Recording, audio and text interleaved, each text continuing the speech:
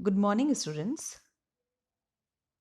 मानव भूगोल का सिलेबस पूरा करने के बाद अब हम प्रारंभ कर रहे हैं संसाधन भूगोल। देखिएगा कि संसाधन भूगोल भी हमारा प्रयास रहेगा कि इसका सिलेबस पूरा हो जाए और इसके बाद हम दोनों पेपर्स के पिछले 5 साल के पेपर भी डिस्कस करने की कोशिश करेंगे। संसाधन भूगोल वास्तव में भूगोल की वह शाखा है जिसमें संसाधनों के भौगोलिक वितरण और उनके संरक्षण की तकनीकों पर विमर्श करने का, विचार करने का प्रयास किया जाता है। संसाधन भूगोल को समझने से पहले हमें भूगोल की तत्वों को जानना होगा। हमें ध्यान हो तो भूगोल का तात्पर्य अध्ययन की वह शाखा है जो कि जैविक और अजैविक तत्वों के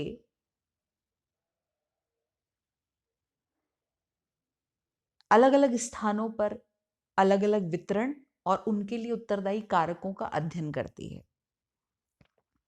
इस आधार पर भूगोल के मुख्य रूप से दो तत्व हैं,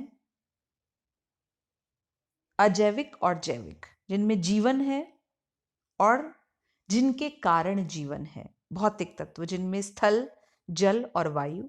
स्थल का अध्ययन करने वाली शाखा को स्थलाकृति विज्ञान, जल का अध्ययन करने वाली शाखा को समुद्र विज्ञान और वायु का अध्ययन करने वाली शाखा को जलवायु विज्ञान और मौसम विज्ञान कहते हैं।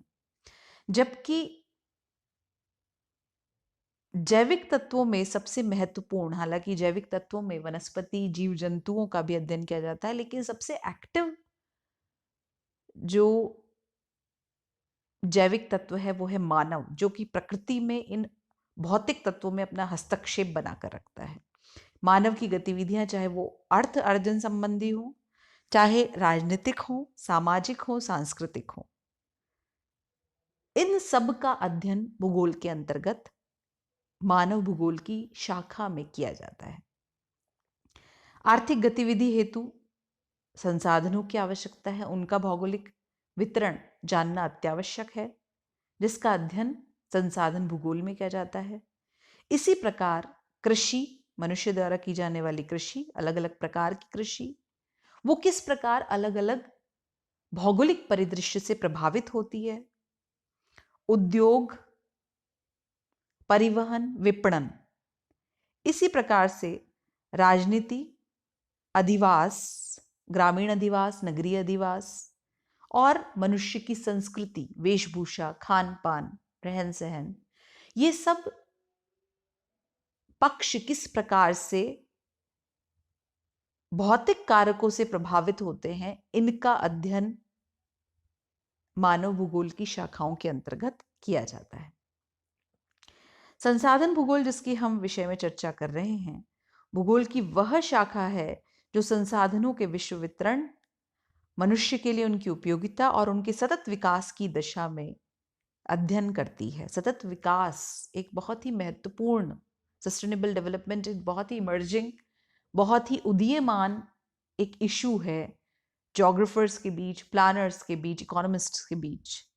इसका तात्पर्य है संसाधनों का इस प्रकार प्रयोग कि न वर्तमान पीढ़ी के द्वारा इस प्रकार उपयोग हो संसाधनों का जिससे भावी पीढ़ी की आवश्यकताओं पर प्रभाव ना पड़े। ऐसा ना हो हम संसाधनों का दोहन पूरी तरह से वर्तमान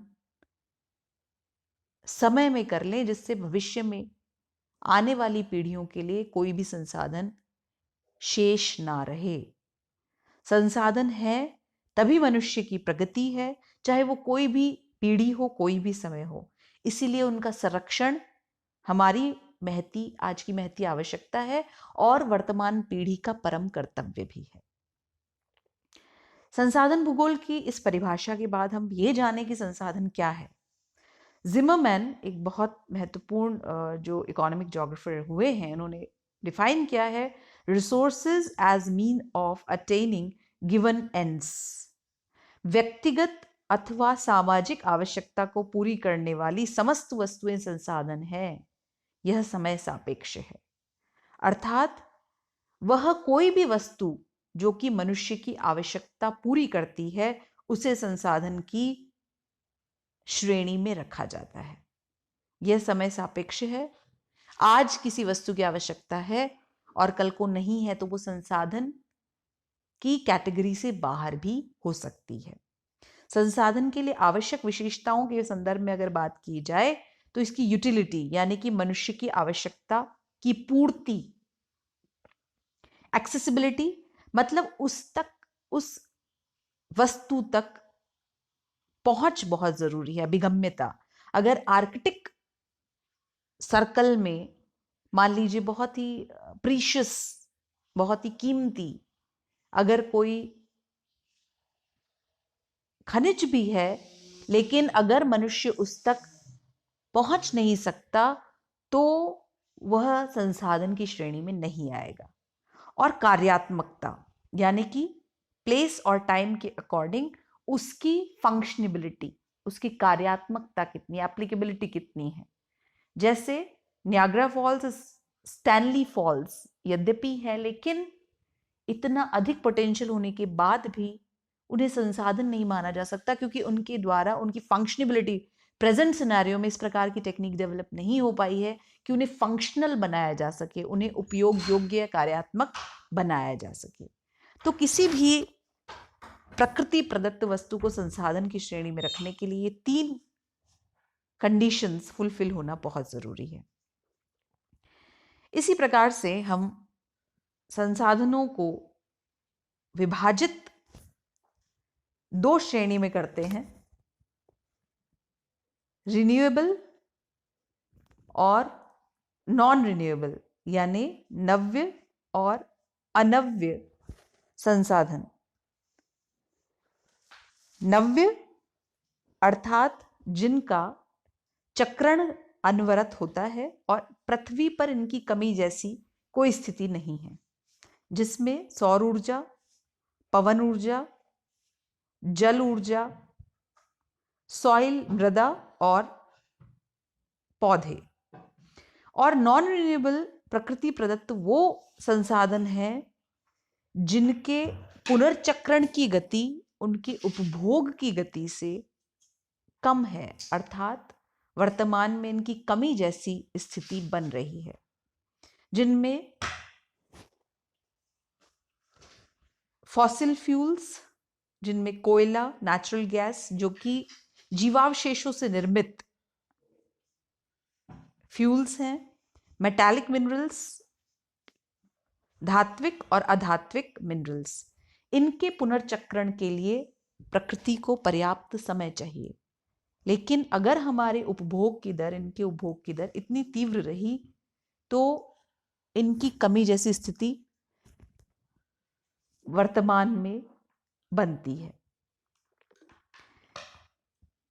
इसी दृष्टिकोण से अगर हम आगे चर्चा करें तो रिसोर्सेस के उनके ओरिजिन के बेसिस पर, उनकी उत्पत्ति के आधार पर एबायोटिक एंड बायोटिक रिसोर्सेज यानी कि भौतिक संसाधन और जैविक संसाधन में विभाजित किया जाता है। जो वस्तु भौतिक वस्तुओं से निर्मित है, जो संसाधन भौतिक वस्तुओं से निर्मित हैं, उन्हें अजैविक संसाधनों की श्रेणी में रखा जाता है, जबकि जिन्हें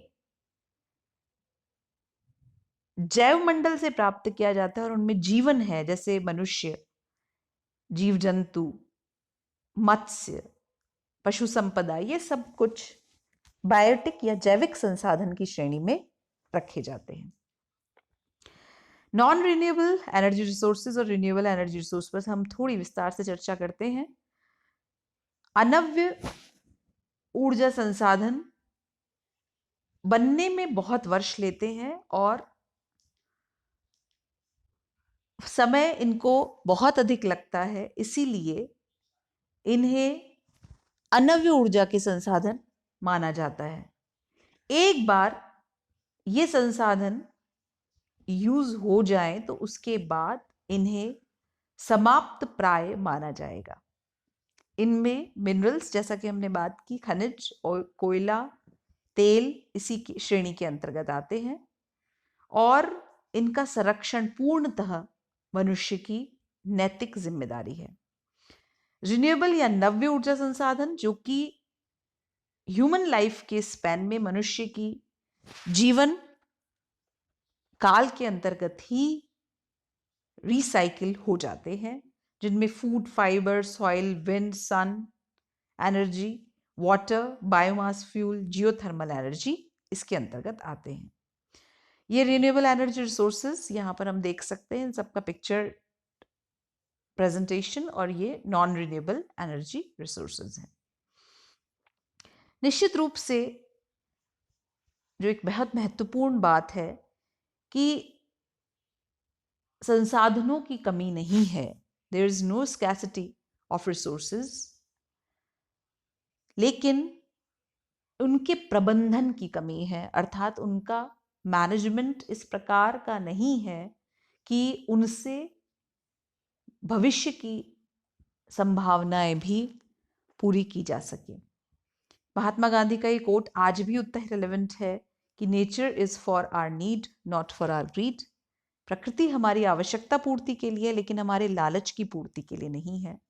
संसाधनों के अभाव में आज हम जिस वर्ज पर हैं, जिस मोड़ पर खड़े हैं, वहां से अर्थव्यवस्था के पुराने दौर में जाना संभव नहीं है या आर्थिक प्रगति को पूरी तरह परित्याग करना भी संभव नहीं है। लेकिन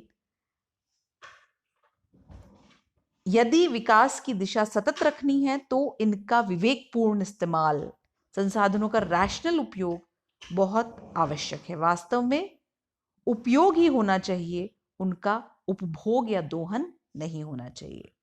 to save our earth and future be rational today only, save earth, यानी भविष्य और पृथ्वी को बचाने के लिए वर्तमान में विवेकपूर्ण होना आज की आवश्यकता है। तो इसी माइंडसेट को रिसोर्स ज्योग्राफी के लिए आप बना लीजिएगा कि संसाधन भूगोल का क्या तात्पर्य है, संसाधनों का क्या तात्पर्य है। हर वस्तु संसाधन नहीं है, संसाधन होने के क्या क्या पैरामीटर्स हैं, क्या क्या क्वालिटीज हैं। तो आशा करती हूँ ये आपको पूरी तरह क्लियर होगा। मैं आपको इसमें सिलेबस सेंड कर दूंगी और हम इसमें चैप्टर बाय चैप्टर आगे बढ़ेंगे। Thank you and take care.